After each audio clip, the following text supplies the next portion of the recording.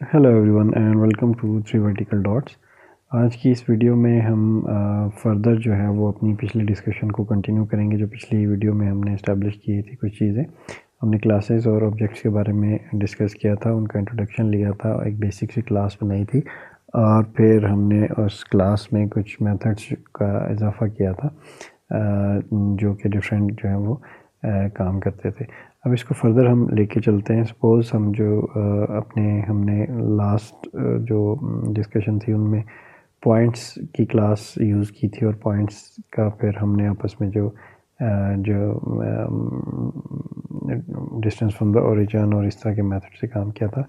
अब इसको further extend करते हैं। सपोज़ कि हम जो है वो एक क्लास बनाते हैं जो कि एक रेक्टेंगल को रिप्रेजेंट करती है, यानी हम एक रेक्टेंगल बनाना चाहते हैं।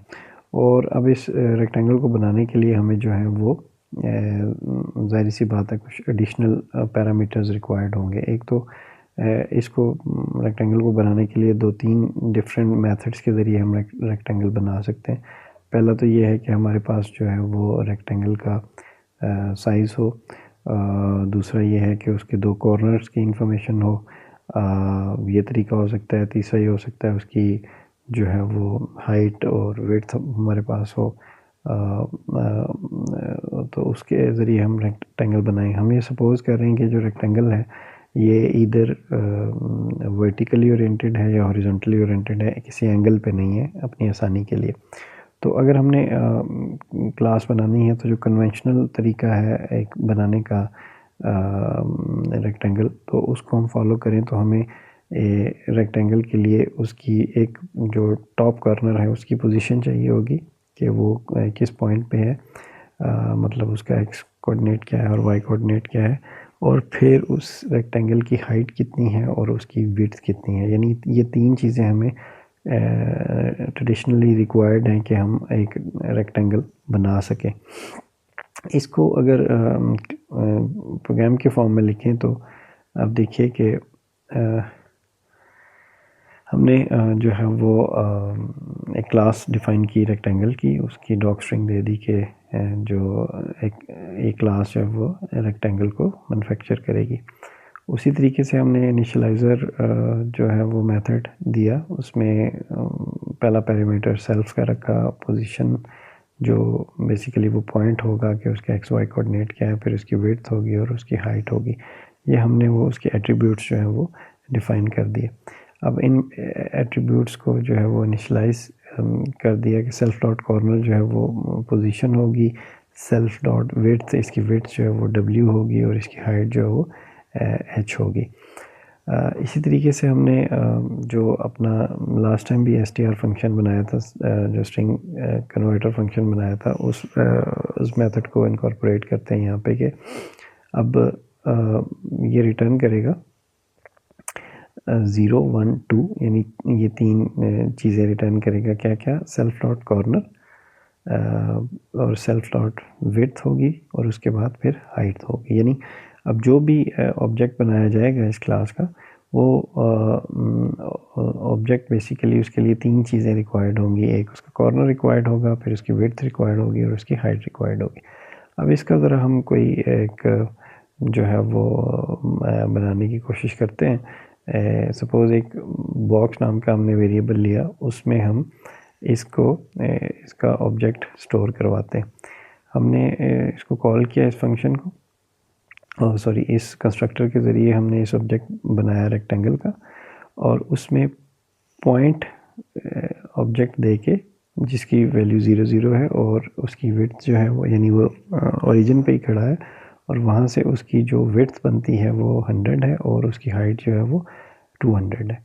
ये हमने बॉक्स एक जो है वो बॉक्स नाम का रेक्टेंगल ये रख लिया। फिर साथ हमने जो एक बॉम्ब नाम का एक और जो है वो वेरिएबल लिया, उसमें हम ऑब्जेक्ट ले रहे हैं पॉइंट, और पॉइंट की जो एक्स वैल्यू है वो 100 है और वाई वैल्यू है जो वो 80 है। विड्थ इसकी जो है वो 5 है और हाइट इसकी जो है वो 10 है। अब ये 2 हमने बेसिकली रेक्टेंगल जो है वो ले लिए हैं। अब इनको आप प्रिंट करवाएंगे तो इनकी जो वैल्यूज़ हैं वो प्रिंट हो जाएंगी। यहाँ पे एक चीज़ नोट करने वाली है कि हमने एक पॉइंट जो ऑब्जेक्ट है वो यूज़ किया है, वो हमने पॉइंट क्लास से, जो हमने लास्ट टाइम क्लास डिस्कस की थी, उससे हम ये ऑब्जेक्ट जो है लेके इस्तेमाल कर रहे हैं।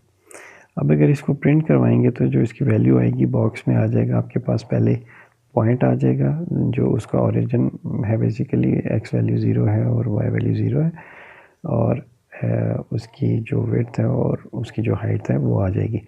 इसी तरह बॉम्ब की का कोऑर्डिनेट जो उसका कॉर्नर है वो आ जाएगा और उसकी विड्थ और उसकी हाइट आ जाएगी।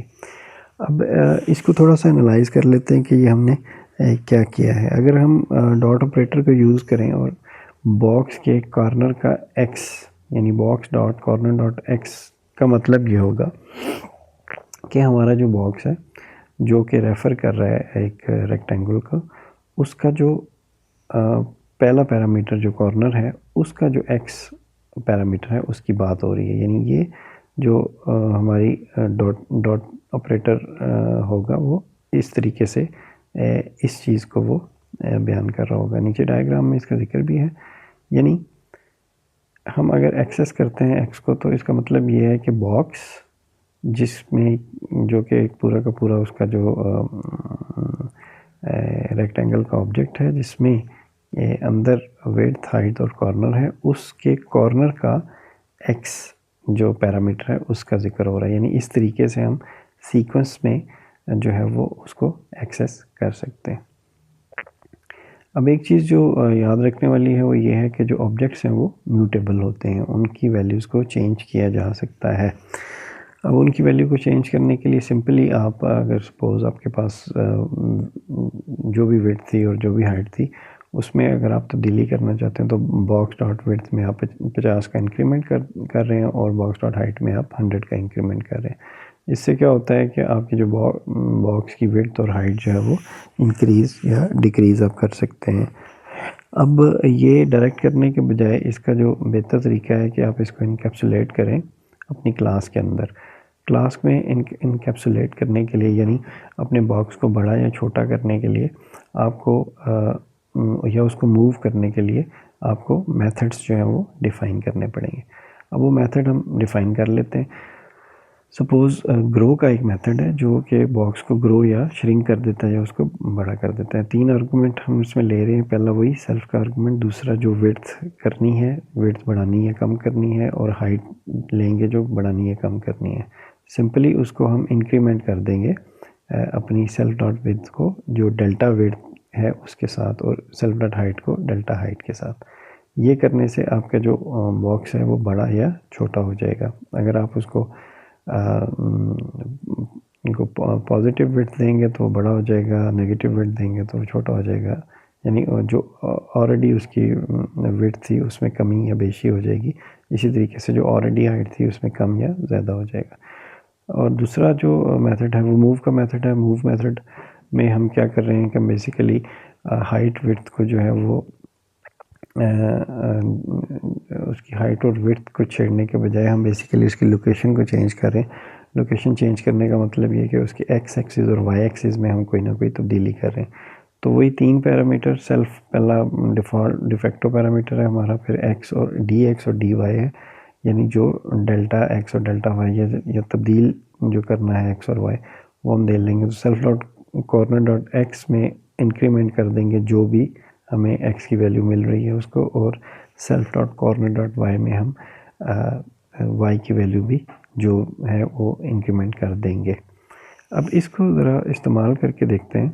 सपोज़ आपने एक आर नाम का जो है वो रेक्टेंगल का ऑब्जेक्ट बनाया जिसका में पॉइंट्स, स्टार्टिंग पॉइंट जो थे, कॉर्नर जो था वो 10, 5 था, और उसकी जो विड्थ थी वो 100 थी और हाइट उसकी 50 थी। ये आपका एक रेक्टेंगल बन गया। इसको प्रिंट करें तो आपको ये वैल्यूज़ प्रिंट होके आ जाएंगी।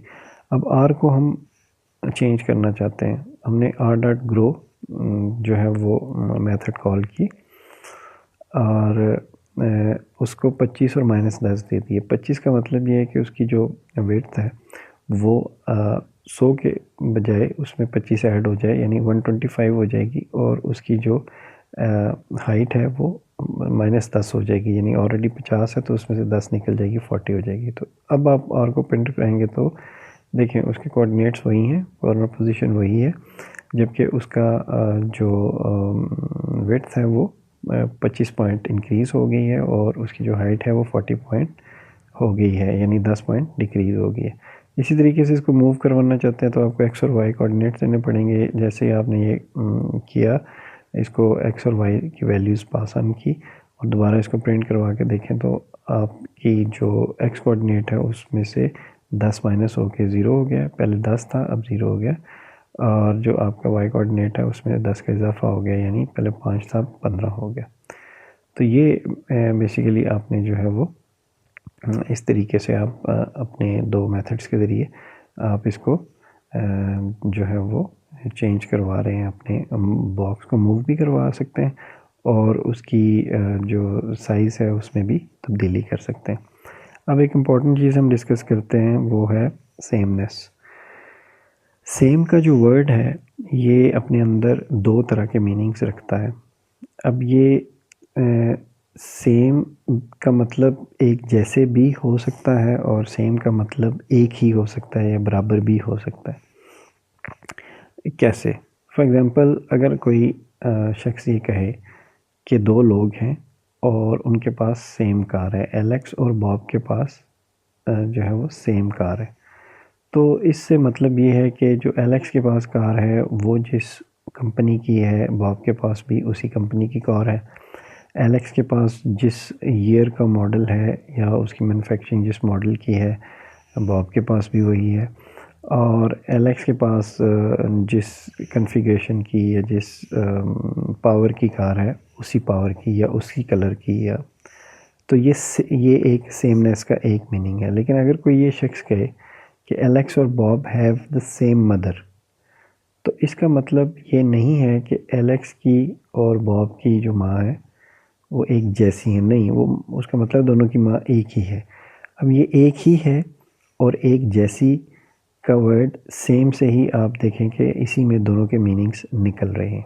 इसी तरीके से जब हम बात करते हैं अपनी दो पॉइंट्स की, तो ऐसी ही एम्बिग्विटी हमारे सामने जो है वो आ जाती है कि अगर हम कहते हैं कि दो पॉइंट जो हैं वो सेम है, तो इसका क्या मतलब है कि वो दो पॉइंट एक ही हैं या सेम है, मतलब वो हैं दो पॉइंट लेकिन एक जैसा डाटा रखते हैं या एक जैसा एक्स और वाई कोऑर्डिनेट्स रखते हैं। इस चीज़ को टेस्ट किया जा सकता है। सपोज़ आप एक पॉइंट लेते हैं P1 जिसके कोऑर्डिनेट 3 और 4 हैं, और पॉइंट लेते हैं P2 जिसके कोऑर्डिनेट भी 3 और 4 हैं, यानी सेम कोऑर्डिनेट्स हैं। तो एक ऑपरेटर है इज़ ऑपरेटर जो ये बताता है कि क्या ये दोनों एक ही चीज़ है। तो जैसे ही आप P1 इज़ P2 करेंगे तो वो आपके वो फॉल्स दे देगा। ये एक ही चीज़ नहीं है, बल्कि ये दो पॉइंट्स हैं जिनके कोऑर्डिनेट सेम है, मतलब एक जैसे कोऑर्डिनेट्स हैं। इसी को अगर हम इस तरीके से करें कि हम P3 को P1 असाइन कर दें, यानी असाइनमेंट ऑपरेटर को यूज़ करें, P3 को P1 असाइन करें और अब P1 और P3 को देखें क्या ये सेम है, तो ये सेम है। अब ये यहाँ से ये जो कॉन्सेप्ट उभरता है वो इक्वालिटी का कॉन्सेप्ट उभर रहा है कि ये इक्वालिटी बुनियादी तौर पे दो तरह की होती है। एक को कहते हैं शैलो इक्वालिटी। जो शैलो इक्वालिटी है उसमें जो है सिर्फ रेफरेंसेस को कंपेयर किया जाता है, कंटेंट को कंपेयर नहीं किया जाता। जबकि हमारे पास दूसरी इक्वालिटी की जो किस्म है उसको हम डीप इक्वालिटी कहते हैं, जिसमें कंटेंट्स को जो है वो कंपेयर किया जाता है। अब जब हमने P1 और P2 की बात की थी और कब पूछा था अपने पाइथन इंटरप्रेटर से कि क्या ये सेम है, तो उसने कहा था कि ये सेम नहीं है। तो इसी को हम एक फंक्शन के ज़रिए जब हम डीप इक्वालिटी करना चाह रहे हैं तो हम एक सेम कोऑर्डिनेट्स का एक जो है वो मेथड बना लेते हैं, एक फंक्शन बना लेते हैं जो कि क्या करता है, दो पॉइंट्स लेता है, उन पॉइंट्स के एक्स कोऑर्डिनेट्स को दोनों पॉइंट्स के और वाई कोऑर्डिनेट्स को आपस में कंपेयर करता है और जो है वो सेम होने की सूरत में वो हमें ट्रू रिटर्न कर देता है और सेम ना होने की सूरत में फॉल्स रिटर्न कर देता है। अब इसको ज़रा चेक करें। आपने पॉइंट P1 लिया, P2 लिया, पहले आप इनको इज़ के ज़रिए देख रहे थे तो वो कह रहा था कि ये सेम नहीं है। अब आप इस सेम कोऑर्डिनेट के फंक्शन को आपने कॉल किया तो उसने आपको ट्रू दे दिया और इसने कह दिया कि ये बेसिकली सेम कोऑर्डिनेट्स हैं, इनके कोऑर्डिनेट्स एक जैसे हैं। यानी इस केस में हमने जो इक्वालिटी चेक की है वो डीप इक्वालिटी चेक की है, उसके डाटा की इक्वालिटी चेक की है। अब इसी तरीके से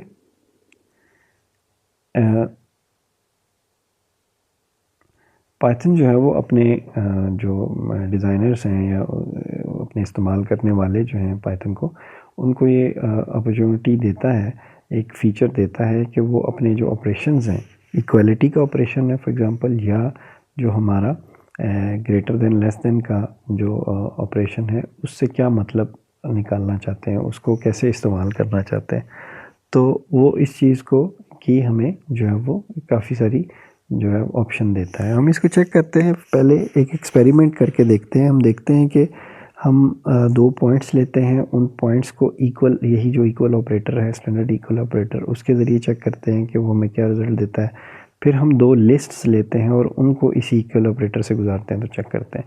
सपोज़ हमने पॉइंट लिए P और S, दोनों के सेम कोऑर्डिनेट्स रख दिए। अब P equal to S check किया हमने, तो उसने कहा कि नहीं, P equal to S false है, यानी P S के बराबर नहीं है। बराबर नहीं है से मुराद ये है कि वही हमें जो वो इक्वालिटी, शैलो इक्वालिटी दे रहा है कि ये बराबर नहीं है भाई, ये को 2 डिफरेंट पॉइंट्स हैं। और दूसरी तरफ हमने 2 लिस्ट ली, एक A और एक B, दोनों को सेम रखा, दोनों के आइटम्स को सेम रखा, और जब इन दोनों को हमने इक्वल ऑपरेटर के ज़रिए चेक किया तो उसने ट्रू रिटर्न किया। और इसका मतलब ये है कि उसने कहा कि भाई ये इनकी एक ही वैल्यू है, ये एक ही हैं, A भी वही है जो B है। मतलब कहने का ये है कि इसने यहाँ पे डीप क्वालिटी हमें करके दी, यानी उसके कंटेंट्स तक को चेक करके हमें बताया कि ये बराबर हैं या नहीं है। तो हम ये कंक्लूड कर सकते हैं कि पॉइंट्स के केस में जो हमारा ये इक्वालिटी का ऑपरेटर है, ये डिफरेंटली, यानी शैलो इक्वालिटी हमें देता है, और लेस ट्यूपल वगैरह के जो केस में ये हमें जो है वो बताता है कि ये हमें डीप क्वालिटी करके देता है, यानी उसके कंटेंट्स तक जाता है और हमें बताता है कि ये भाई सेम कंटेंट्स हैं इसके, ये एक ही जैसे हैं। अब हम इससे पहले भी ये डिस्कशन कर चुके हैं किसी पिछले एक चैप्टर में, जिसमें हमने एलिसिंग और कॉपी को डिस्कस किया था। मैंने लिस्ट का जो चैप्टर था उसमें हमने देखा था कि एलिसिंग क्या चीज़ होती है और कॉपी एक्चुअली क्या चीज़ होती है। तो जो एलिसिंग है वो बेसिकली ऑब्जेक्ट वही रहता है, सेम ऑब्जेक्ट रहता है, उसके रेफरेंसेस 2 बना दिए जाते हैं, इसको एलिसिंग कहते हैं। और कॉपी में एक्चुअली उस ऑब्जेक्ट को कॉपी करके एक और नया ऑब्जेक्ट बनाया जाता है जो कि इंटायरली एक डिफरेंट ऑब्जेक्ट होता है और उसका दूसरे से कोई ताल्लुक़ नहीं होता, और एक में तब्दीली करने से दूसरे पे कोई फ़र्क नहीं पड़ता। जबकि एलिसिंग में जब आप एक में तब्दीली करते हैं तो दूसरी भी वैल्यू तब्दील हो जाती है, क्योंकि रेफरेंस कॉपी हुआ होता है। अब जो एलिसिंग है ये बड़ी ही वैसे तो आसान टास्क है, लेकिन यह बड़ी कॉम्प्लिकेशंस क्रिएट कर देती है जब आप लंबा या कॉम्प्लेक्स प्रोग्राम बना रहे होते हैं। उसमें आपको ये ट्रैक रखना कि कहाँ पे जो है वो ऑब्जेक्ट में कि कौन तब्दीली कर रहा है, और उससे एलिसिंग हुई होती है तो ओरिजिनल ऑब्जेक्ट की शक्ल चेंज हो जाती है। तो उसके लिए फिर हमने कॉपी का मेथड यूज़ किया था, और हमने कॉपी मॉड्यूल देखा था कि कॉपी मॉड्यूल हमें ये जो है वो सहूलत देता है कि हम किसी भी चीज़ की कॉपी बना सकते हैं। अब फॉर एग्ज़ाम्पल हमारे इसको यूज़ करने का वही तरीका है कि हम कॉपी मॉड्यूल को जो है वो इंपोर्ट करते हैं, और हम सपोज़ हमारे पास पॉइंट है P1 जो कि 3 4 वैल्यू रखता है, हम P2 में P1 की कॉपी रख रहे हैं। हम कॉपी डॉट कॉपी ब्रैकेट्स के अंदर P1 जिसकी कॉपी करनी है वो हमने P2 को दे दिया। अब P1 इज़ P2 नहीं, ये P1 और P2 एक ही चीज़ नहीं है, एक ही ऑब्जेक्ट नहीं है, ये 2 डिफरेंट ऑब्जेक्ट्स हैं। अब ये जो कॉपी हुई है ये बेसिकली क्या कॉपी हुई है कि ये एक नया ऑब्जेक्ट जो है वो है P2 जो कि उसी जैसा है P1 जैसा, यानी एक डिफरेंट ऑब्जेक्ट बनाया गया। अब ये सेम नहीं है, लेकिन जब हम इनके इसको सेम कोऑर्डिनेट्स वाले मेथड से गुजारते हैं तो ट्रू वैल्यू देता है कि इसके कोऑर्डिनेट्स बहरहाल सेम है। तो जो हमने इस पॉइंट के ऊपर ये चीज़ करके देखी तो ये हमें सेटिस्फैक्ट्री रिज़ल्ट देता है कि ये वाकई इसकी कॉपी कर रहा है। लेकिन जैसे ही हम इसको रेक्टेंगल पे अप्लाई करने की कोशिश करेंगे तो ये थोड़ी सी गड़बड़ कर देगा। वो गड़बड़ ये कर देगा क्योंकि ये शैलो कॉपी बना रहा है और ये शैलो इक्वालिटी बेसिकली हमें करके दे रहा है और शैलो कॉपी हो रही है उसके जो मतलब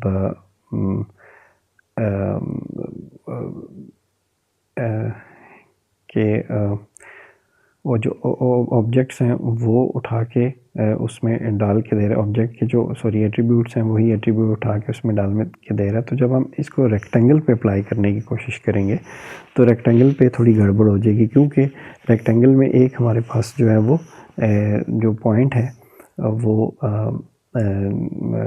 वो भी है जो कॉर्नर को रिप्रेजेंट कर रहा है। तो जैसे हम इसको इस कॉपी के मेथड से गुजारेंगे तो वो क्या करेगा कि एक और रेक्टेंगल बना तो देगा, लेकिन उसके पॉइंट्स जो पॉइंट उसका है जो कॉर्नर के जो कोऑर्डिनेट्स हैं वो उसी उसका रेफरेंस बना देगा, यानी वो सेम क्योंकि कोऑर्डिनेट है तो वो नया ट्रायंगल होगा, लेकिन उसका जो कॉर्नर वाला पार्ट होगा वो उसकी एक उसने जो है वो रेफरेंस कॉपी कर देगा। तो इससे हमें जो है वो काफ़ी प्रॉब्लम आ सकती है जब हम ग्रो वाला जो है वो सपोज़ अपना मेथड कॉल करेंगे रेक्टेंगुलर के ऊपर, तो वो दूसरे को इफ़ेक्ट नहीं करेगा, यानी हालांकि ये उसकी कॉपी बनी हुई है लेकिन ये उसको इफ़ेक्ट नहीं करेगा। तो इस केस के अंदर इस तरह की कॉपी यूज़ करने के बजाय हमारे पास ऑप्शन है जो कॉपी मॉड्यूल है उसके अंदर, उसको डीप कॉपी कहते हैं। जो डीप कॉपी है वो बुनियादी तौर पे उसके कंटेंट्स और वो इवन रेफरेंसेस को भी एक कॉपी करके एक नई ऑब्जेक्ट बना देता है। तो उसको यूज़ कैसे करते हैं कि सपोज़ B2 में आप copy dot deep copy B1 रखेंगे तो वो एक सेपरेट ऑब्जेक्ट B2 को एक सेपरेट रेक्टेंगल का ऑब्जेक्ट बना देगा। तो आज के लिए इतना ही। ये डिस्कशन हमने जो है वो थोड़ी सी फर्दर एडवांस की अपनी क्लासेस और ऑब्जेक्ट को लेके पॉइंट से हम रेक्टेंगल पे आ चुके हैं और रेक्टेंगल में हमने डिस्कस किया कि किस तरह से सेमनेस का और कॉपी का कॉन्सेप्ट कैसे एक दूसरे से मुख्तलिफ होता है। होप कि आपको आज की वीडियो पसंद आई होगी। अगर आपका कोई क्वेश्चन है तो आप कमेंट सेक्शन में पूछ सकते हैं, और अगर आप चाहते हैं कि आपको हमारी वीडियोज़ इसी तरह मिलती रहें तो काइंडली हमारे चैनल को सब्सक्राइब करें। Thank you.